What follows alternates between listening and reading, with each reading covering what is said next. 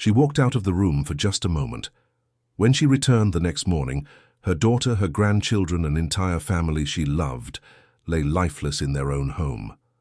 And somewhere out there, the person who did this, the person who left his blood, his clothes, his fingerprints, his very DNA scattered across that house like breadcrumbs, walks free.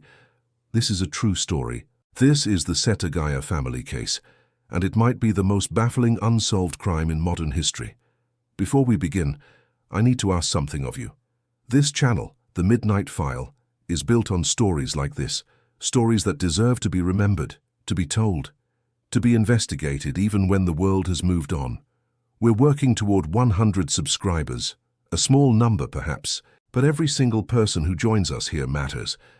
If you believe these cases deserve attention, if you think the forgotten should be remembered, click that subscribe button. Help us reach that goal.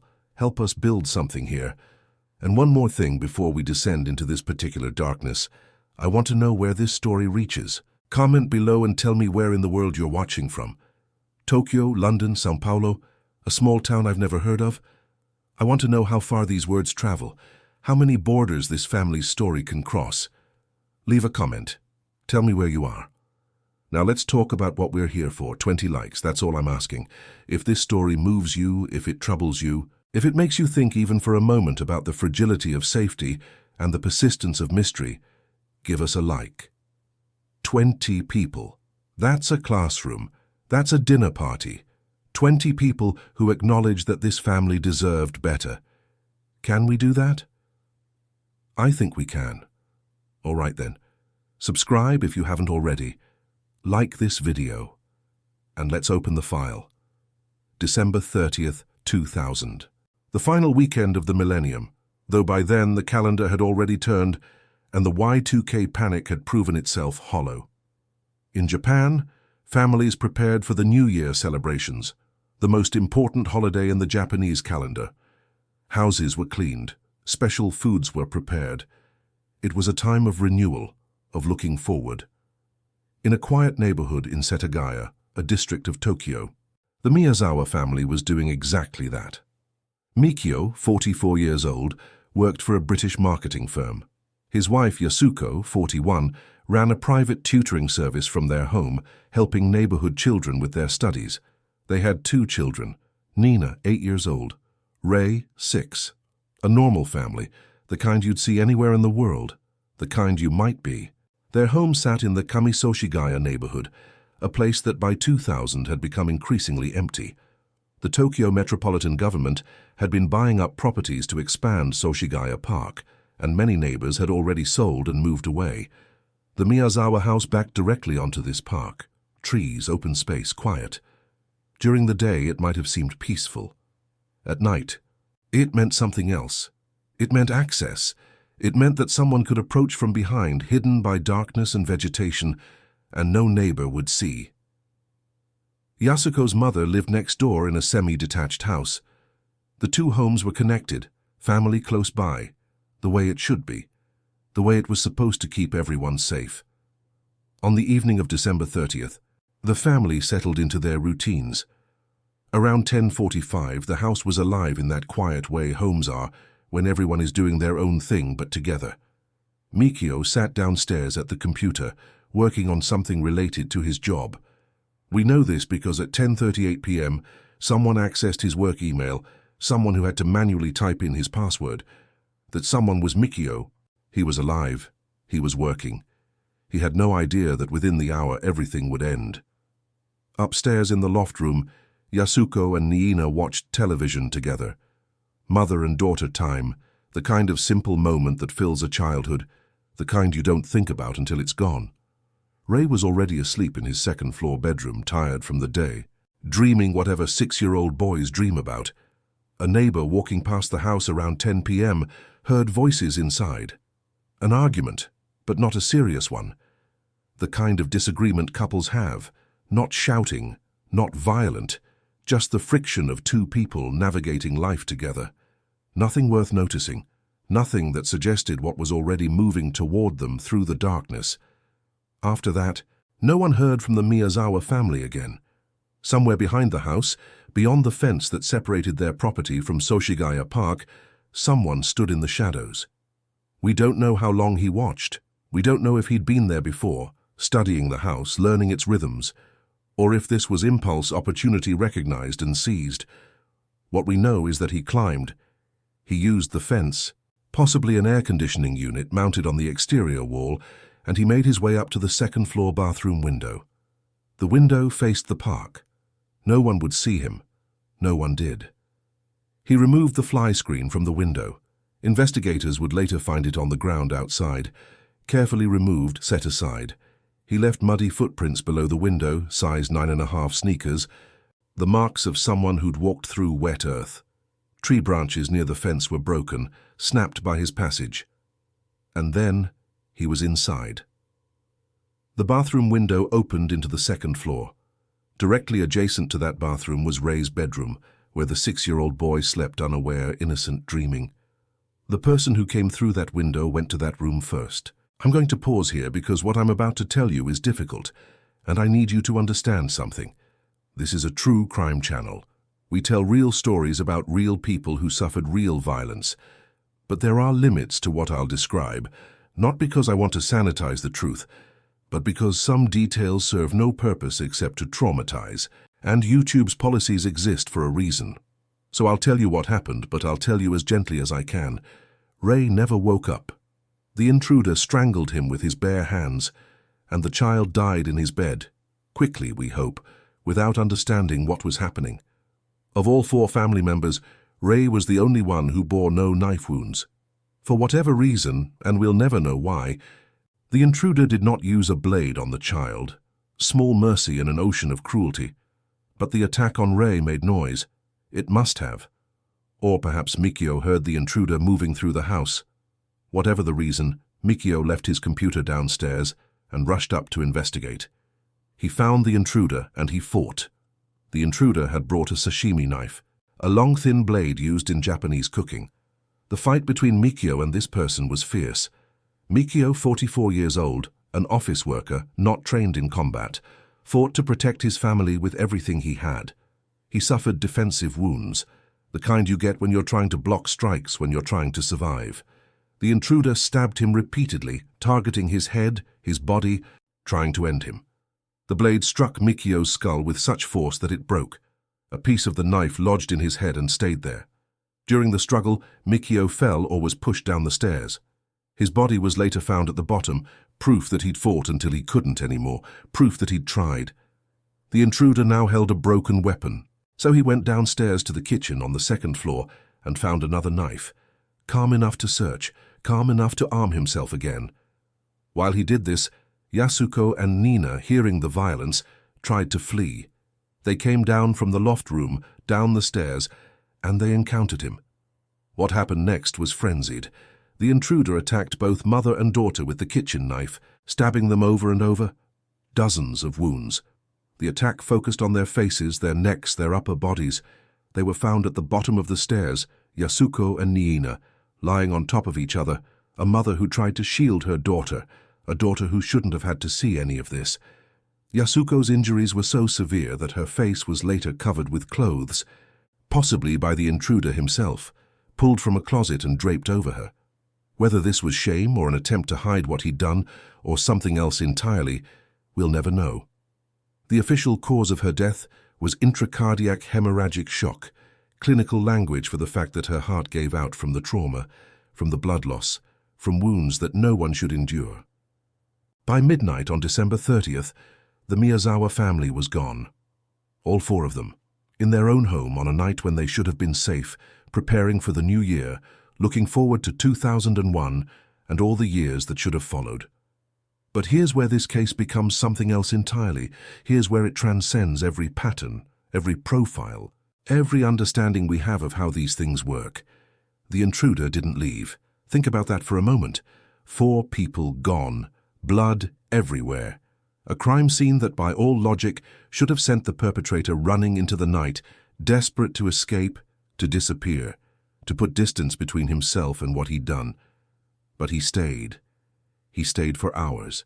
And what he did during those hours is almost as disturbing as the violence itself. He went to the bathroom. He used the toilet and didn't flush, leaving behind biological evidence that would later be analyzed. Investigators found that his last meal had included sesame seeds, likely from sesame spinach, a common Japanese dish. He'd injured his right hand during the attack, stabbing himself with his own broken blade, and he treated this wound using the family's first aid kit. Methodical, practical, unhurried. Then he went to the kitchen.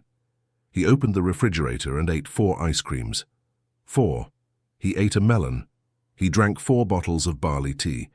He made himself comfortable in the home he'd just destroyed, consuming the family's food as if he had every right to be there, as if nothing unusual had happened. At 1:18 a.m., he sat down at Mikio's computer, the same computer where, just hours before, Mikio had been working, entering his password, living his life. The intruder navigated to bookmarked websites, careful or perhaps simply curious, sticking to sites the family had already visited. He created a new folder on the desktop, and then, in what might be the most surreal detail of this entire case, he tried to purchase tickets from the Shiki Theatre Company website. This was one of Mikio's favorite entertainment venues. Was the intruder researching the family? Was he trying to understand them? Or was this random, meaningless, the action of someone whose psychology we simply cannot comprehend?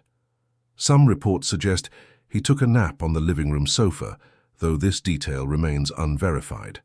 What is verified is that he ransacked the living room and placed items into a bathtub, including documents related to Yasuko's tutoring business. He spent time in a room where 60,000 yen in cash, about $500 sat untouched. He never took it. This wasn't a robbery, this was something else. The computer was unplugged at approximately 10:05 a.m. the following morning, December 31st. Though investigators later realized this timing might be wrong, might have been distorted, when Yasuko's mother discovered the bodies and accidentally touched the mouse, waking the machine. Whenever he left, whether in the early morning darkness or later in the daylight, he left behind something that should have made this case immediately solvable. He left behind more evidence than most criminals leave in a lifetime. His entire outfit was found at the scene: a grey Crusher hat, a black AirTech jacket, a white and purple long-sleeve shirt, black Edwin gloves, a multicolored scarf with no tags, 2 black handkerchiefs. One of those handkerchiefs bore traces of Drakkar Noir cologne and had been freshly ironed, suggesting either military discipline, obsessive-compulsive tendencies, or perhaps a mother or partner who maintained his wardrobe with care. The other handkerchief was folded into a triangle, as if it had been used as a face mask. He left a hip bag, similar to what Americans call a fanny pack. Inside that bag, investigators found sand. Not just any sand. Sand from 2 distinct locations. Some of it matched sand from the Miura Peninsula in Japan, a coastal area south of Tokyo known for beaches and recreational activities. Other grains were traced to the area near Edwards Air Force Base in California. California, halfway around the world. How does sand from California end up in a bag worn by someone who committed a crime in Tokyo? That question has haunted this investigation for 24 years. The hip bag also contained skateboard grip tape, the rough adhesive material skateboarders apply to their boards for traction. This suggested the person was involved in skateboarding culture, a subculture that in 2000 was thriving in both Japan and internationally. Police analyzed the clothing and determined that only 130 sweatshirts matching the type found at the scene had been sold, primarily through Korean retailers. 130 in the entire market. That should narrow things down considerably. But it didn't. It led nowhere. Most importantly, he left biological evidence: blood, saliva, fingerprints, DNA. The kind of evidence that in 2000 was beginning to revolutionize criminal investigations, that was supposed to make cases like this solvable, definitive. The blood was type A and didn't match any family member. It was his. He'd cut himself, remember, stabbed his own hand with the broken blade, hand he'd bled throughout the house. DNA analysis revealed something unusual. The perpetrator had mixed heritage. His mother was of Southern European descent, possibly from a region near the Mediterranean or Adriatic Sea, based on mitochondrial DNA, though experts cautioned that this analysis traces only the maternal line and indicates ancestral regions rather than the person's birthplace. His father was of East Asian descent. The Y chromosome analysis, which traces paternal lineage, showed haplogroup OM122. This haplogroup appears in approximately 1 in 4 or 5 Koreans, 1 in 10 Chinese, and 1 in 13 Japanese. It's less than 10% of the population in Japan or China, but roughly 25% in Korea. Not definitive, but suggestive. Based on the evidence, police estimated he was around 170 centimeters tall, about 5'7", and of thin build. For years, they believed he was between 15 and 35 years old at the time, meaning born between 1965 and 1985. More recent DNA testing suggests he may have been in his 30s in 2000, which would place him in his 50s or 60s today, assuming he's still alive. His fingerprints didn't match any database in Japan. No criminal record, no prior arrests. He was a ghost, someone who'd never before appeared on law enforcement's radar. If this story troubles you, if you're sitting there thinking about how a case this documented could remain unsolved, do me a favor. Share this video. Send it to someone who cares about true crime, about justice, about the idea that cases like this shouldn't fade into obscurity. The more people who know about Setagaya, the more chance someone, somewhere, recognizes something. Share this video. Let's keep this family's story alive. The investigation that followed the discovery of the bodies on December 31st, 2000 became one of the largest in Japanese history. Over the course of 2 decades, 280,000 police investigators and officers worked on this case. 280,000. Think about that number. That's the population of a mid-sized city, all dedicated at various times to finding one person. More than 5 million people had their fingerprints checked against those found at the scene. 5 million. Neighbors, known criminals, family members, former residents of the area, hospital patients who'd come in with hand injuries around the time of the crime. Every possible lead, every conceivable connection, checked and rechecked. Over 1 million DNA tests were conducted. 1 million samples compared against the profile developed from the blood and saliva left behind. And none of them matched, not one. Police reached out through Interpol, seeking international cooperation. They coordinated with Korean law enforcement to check their national fingerprint database, which includes foreign permanent residents and visitors. Nothing. The prints matched nothing. How is this possible? How does someone leave that much evidence, that much of themselves behind, and simply vanish? The Setagaya case did accomplish something, though not something that brought the Miyazawa family justice. It changed Japanese law. In 2000, Japan still had a statute of limitations on certain serious crimes, including cases that could warrant the death penalty. If a perpetrator evaded capture for 15 years, or in some cases 25 years, they could not be prosecuted even if later identified. The law was archaic, a remnant of a different era, and the Setagaya case became the primary argument for its abolition. Public pressure built throughout the 2000s. In 2010, when another unsolved case was about to expire under the statute, Justice Minister Keiko Chiba enacted a law immediately abolishing the statute of limitations for offenses that could result in capital punishment. The Setagaya perpetrator, should he ever be identified, could now be prosecuted regardless of how many decades have passed. He could face the death penalty in Japan even if he's not found until he's an old man. But here's the bitter irony. That legal reform means nothing if he's never caught. It's a symbolic victory, a promise of future justice that remains unfulfilled. The law changed, the family is still gone, the case is still unsolved. So who did this? 24 years of investigation, millions of man-hours, every resource a modern nation can bring to bear. And we still don't have an answer. But there are theories. Let me walk you through them. The foreign national theory suggests the perpetrator was American military personnel stationed in Japan, or a dependent of military staff, or someone connected to the diplomatic community, or foreign contractors. The evidence supporting this is compelling. The California sand, particularly if it really did come from near Edwards Air Force Base. The mixed-race DNA profile, unusual in Japan.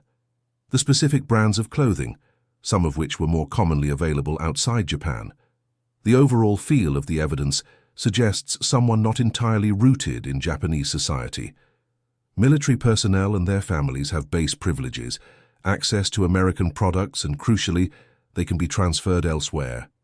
If the perpetrator was reassigned to another country shortly after the crime, it would explain why Japanese police never found him. He'd be outside their jurisdiction, outside their reach, living a normal life on some base in Germany or South Korea or back in the United States. But this theory has problems. Military bases keep records. People stationed in Japan in 2000 are documented. Their dependents are documented. If the perpetrator was connected to the American military, the fingerprint and DNA comparisons should have eventually found him, especially given Interpol's involvement. Unless he was somehow undocumented, unofficial, or protected, the military connection doesn't fully explain the mystery. The Korean connection theory focuses on the Y chromosome markers and the clothing. Haplogroup OM122 is significantly more common in Korea than in Japan or China. The gloves and other clothing were traced to Korean retailers. The skateboard culture noted in the evidence existed in multiple East Asian countries, including Korea. Some investigators believe the perpetrator may have been of Korean descent, either living in Japan as a permanent resident or visiting from Korea. Japan and Korea have complex historical and social relations, and Korean communities in Japan sometimes exist in a gray area, not fully integrated, not fully visible to authorities. If the perpetrator was part of this community, or if he fled back to Korea after the crime, it might explain why he disappeared.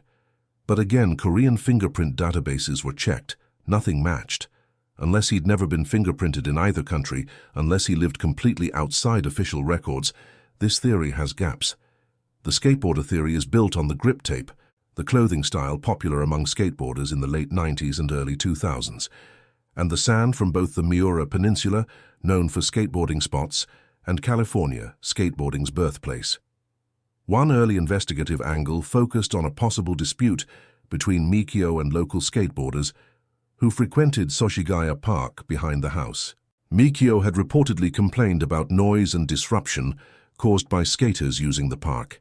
It's the kind of neighborhood friction that happens everywhere, the older resident annoyed by young people making noise, asking them to leave, maybe getting into arguments.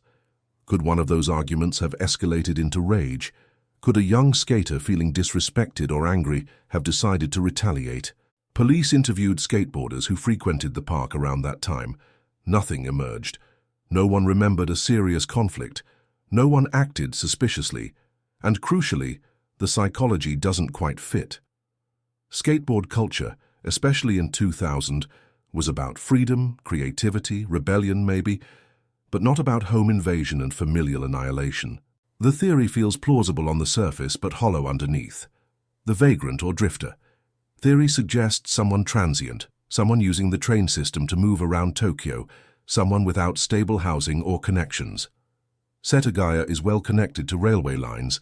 A drifter could have arrived, committed the crime and vanished onto a train, disappearing into the vast urban sprawl of Greater Tokyo or beyond. There was a report of a man with a hand injury being treated at a medical facility near a train station hours after the crime. Could that have been the perpetrator? Possibly. But the lead went nowhere. The man was never identified or located. The displaced rage theory comes from criminal psychologists trying to make sense of the psychology on display.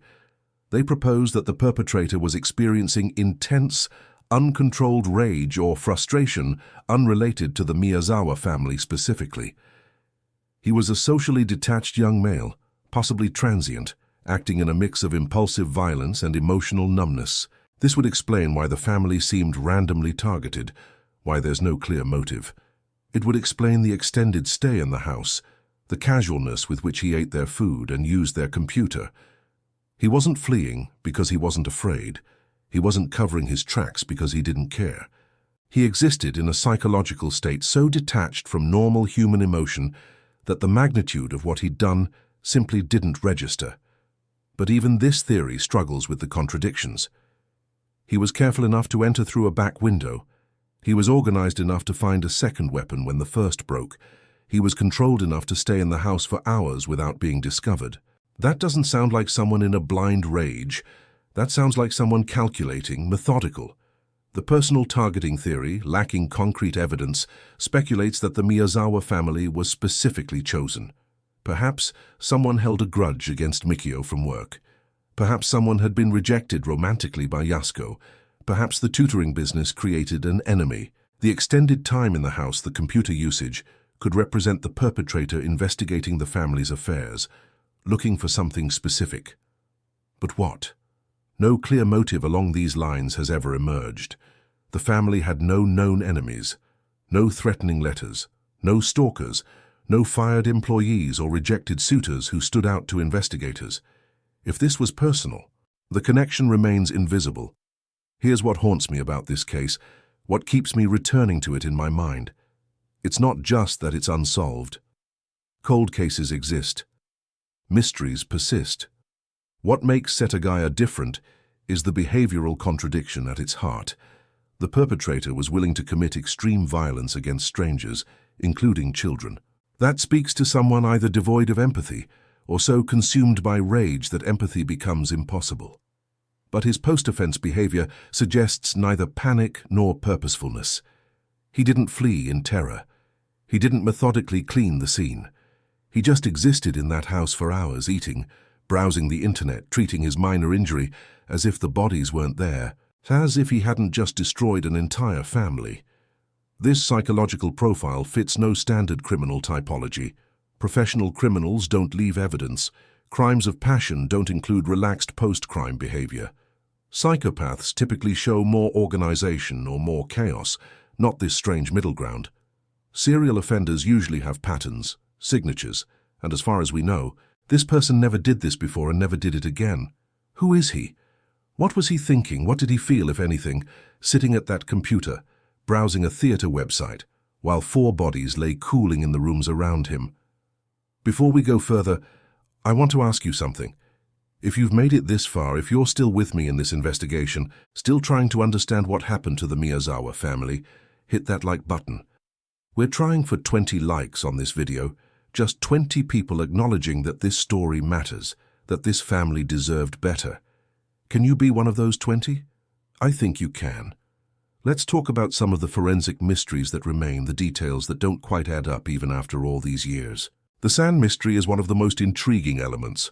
Sand from 2 locations, one domestic and one from California, specifically traced to the area near Edwards Air Force Base. But there's debate about how precise that California identification is. Did the sand actually come from the base itself, or does it merely match the geological composition of sand found in that region? Edwards Air Force Base is in the Mojave Desert. That's a specific environment with specific mineral compositions, but similar sand could theoretically be found elsewhere. If it really is from Edwards, that's a powerful clue. It means the perpetrator or his belongings had been to that location. But if it's just Mojave-type sand, the pool of possible origins expands dramatically. The uncertainty haunts the investigation. The clothing brands should have been a breakthrough. 130 sweatshirts. That's not a mass-market item. That's exclusive, traceable. Police checked Korean retailers who sold them, and they found nothing.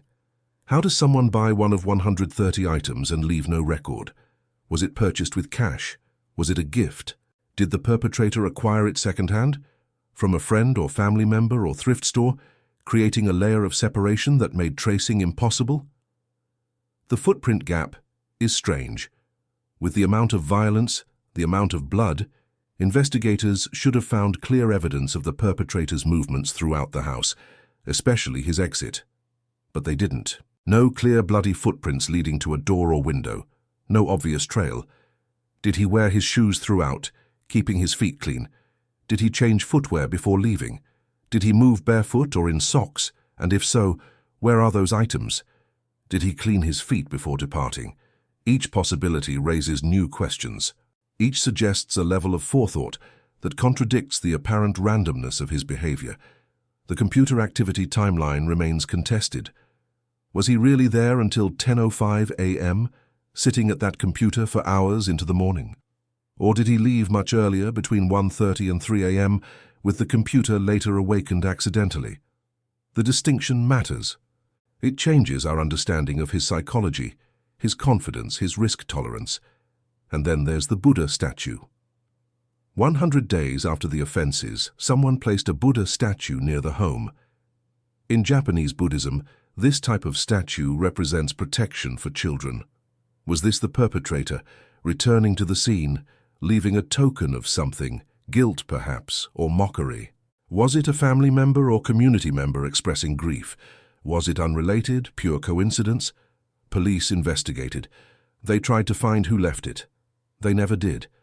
It's another piece that doesn't fit, another question without an answer. If you're watching this from somewhere else in the world, if you're trying to understand how Japanese law enforcement works, here's something crucial. Japan, for all its technological advancement and social organization, lags behind the United States and some other countries in certain forensic techniques, particularly DNA genealogy.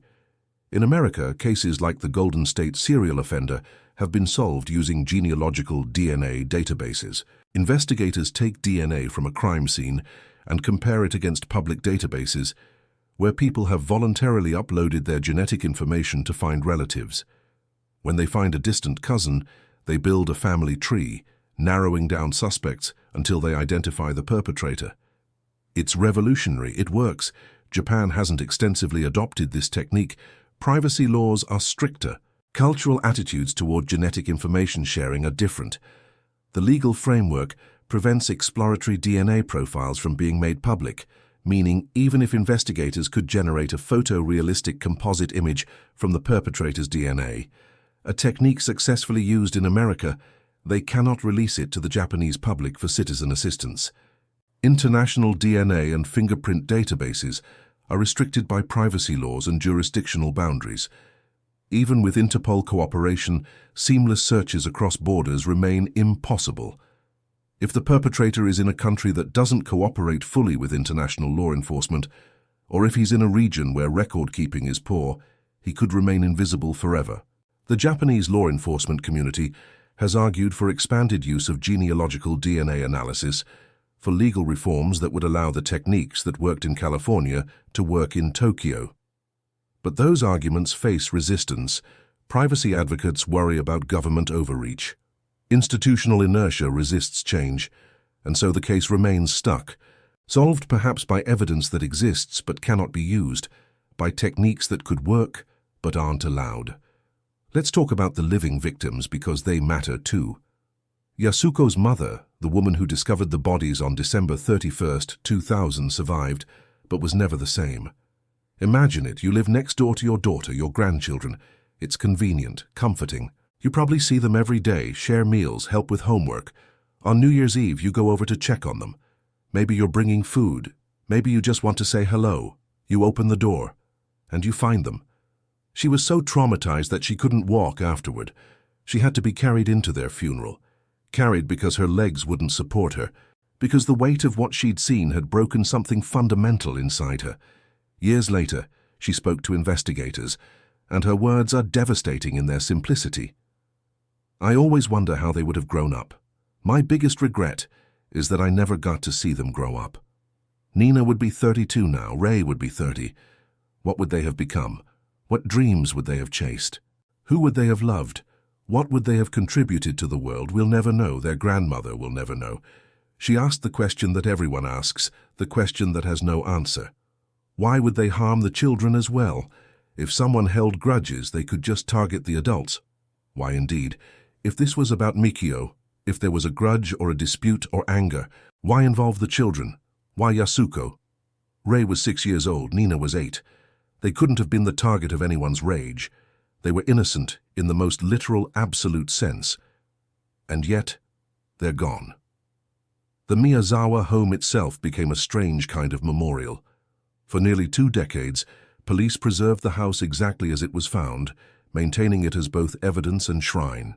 The structure deteriorated over time, boarded up, surrounded by fencing, slowly rotting from the inside out. In 2019, debate erupted about demolition. The house was falling apart. It was an eyesore, a constant reminder to the community of tragedy. But the family initially requested it remain standing until the case was solved. It was symbolic, a refusal to move forward without justice, a physical representation of unfinished business. Eventually they relented, Structural integrity failed. Time passed. The house couldn't stand forever. It was documented, archived, and then, presumably, demolished. The evidence that mattered had long since been removed. What remained was just walls and floors, just a place where terrible things happened and nothing changed. Every year on December 30th, police officers and former investigators gather at the site. They distribute flyers to the community, renewing public appeals for information. It's become a ritual, a tradition of remembrance and frustration. Former police chief Takeshi Tsuchida, who directed the original investigation, continues to visit Yasuko's mother even decades later, sharing condolences, maintaining connection. It's a gesture of respect, an acknowledgement that this case isn't just a file number, isn't just statistics and evidence logs. It's a family. It's a grandmother who lost everyone. It's grief that doesn't fade. Before we reach the end, let me ask you one more thing. If this story has affected you, if you think more people should know about Setagaya, leave a comment. Tell me what you think happened. Tell me what theory makes sense to you. Tell me if you have information, if you've seen something, if you know something. Cold cases get solved when people talk, when someone's memory gets jogged, when a detail clicks into place. Your comment might matter. Leave one. So why does this case remain unsolved? With all that evidence, all that effort, all those resources, why is the Miyazawa family still waiting for justice? It's a perfect storm of factors, a convergence of limitations that individually might be overcome, but together create an impenetrable wall. Statistical invisibility, the perpetrator's profile, mixed race, possibly foreign, possibly young and undocumented, falls into gaps between international criminal databases and Japan's domestic systems. He's the exact type of person who could slip through, who could exist in the spaces between bureaucracies. Limited DNA genealogy. Japan's inability or unwillingness to adopt American-style genealogical database searching due to privacy concerns and legal restrictions means a technique that could solve this case simply isn't being used. International barriers. If the perpetrator is of mixed or foreign heritage, if he lives outside Japan in a country with limited law enforcement cooperation, he could be beyond reach. Not every nation shares information freely. Not every database is accessible. Transience. If he was a vagrant, a military dependent, someone with an unstable living situation, he could have left Tokyo, left Japan, left the entire region in the days or months after the offenses. Tracking someone who doesn't stay in one place, who doesn't leave administrative trails, is extraordinarily difficult. No clear motive. The apparent randomness of the targeting has hindered investigative focus. You can't narrow suspects based on motive if you don't know what the motive was. You can't follow connections if there are no connections to follow. The passage of time.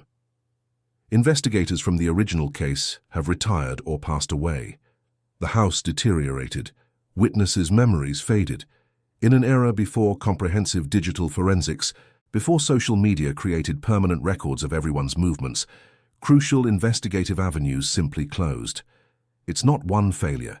It's a system failure, a demonstration that even in our modern, technological, interconnected world, someone can commit a horrific crime, leave overwhelming evidence, and still disappear if the circumstances align correctly. And here we are.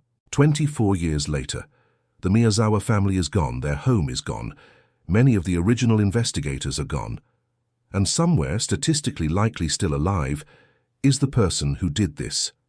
Is he in Japan? Did he stay, living a normal life, working a normal job, perhaps with a family of his own, carrying this secret like a weight he's learned to bear? Does he ever think about them? Does he see their faces? Is he in Korea? Did he return there, crossing back over the strait, disappearing into a different country's millions, never to be connected to a crime committed in Tokyo? Is he in America? Did military connections or family bring him back to the States, where he lives in California or Arizona or anywhere else, thousands of miles from Setagaya, safe in the knowledge that Japanese police have no reach in his neighborhood? Or is he somewhere else entirely?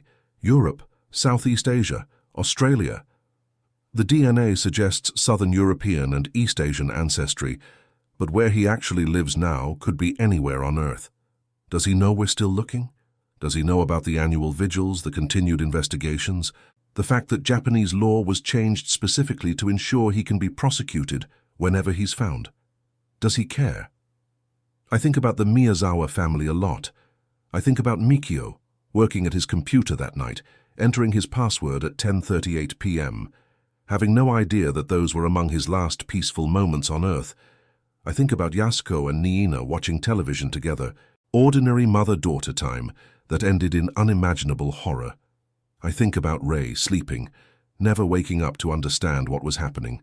I think about the perpetrator, whoever he is, wherever he is, walking around with this inside him. 4 lives ended, an entire family erased, and he's just out there living, breathing, continuing. The Setagaya family case is Japan's most high-profile unsolved crime. It's one of the most disturbing cold cases in global criminal history.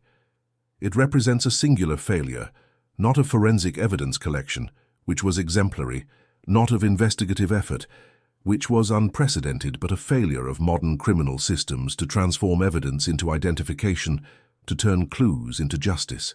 He left everything except his name, everything except accountability, everything except an explanation that would let us understand why. In a quiet Tokyo suburb, every December 30th, they still gather. Police officers, relatives, community members. They distribute flyers, they ask for information, they refuse to forget, because somewhere someone knows something. Maybe they don't realize what they know. Maybe they saw him that night, a stranger walking through the neighborhood. Maybe they've heard him mention something over the years, a detail that didn't mean anything at the time, but means everything now. Maybe they've noticed something, a scar on his hand, clothing that matches descriptions, behavior that never quite added up. The file remains open. The investigation continues. And the Miyazawa family waits for justice that may never come. If stories like this stay with you, if you believe these cases deserve to be remembered, subscribe to the Midnight File, because there are more files, more families waiting, more mysteries that refuse to be solved. And as long as they exist, I'll be here, opening them, telling their stories, keeping the light on in the darkness. The next file might be darker still, but we'll face it together. This has been the Setagaya family case. Thank you for listening. Thank you for caring. And please, if you know anything at all, contact the Tokyo Metropolitan Police. Anonymous tips are accepted. You could be the person who finally brings this home. Until next time, this is Julian Cross. Stay curious, stay compassionate, and remember that behind every cold case is a family that deserves answers. Good night.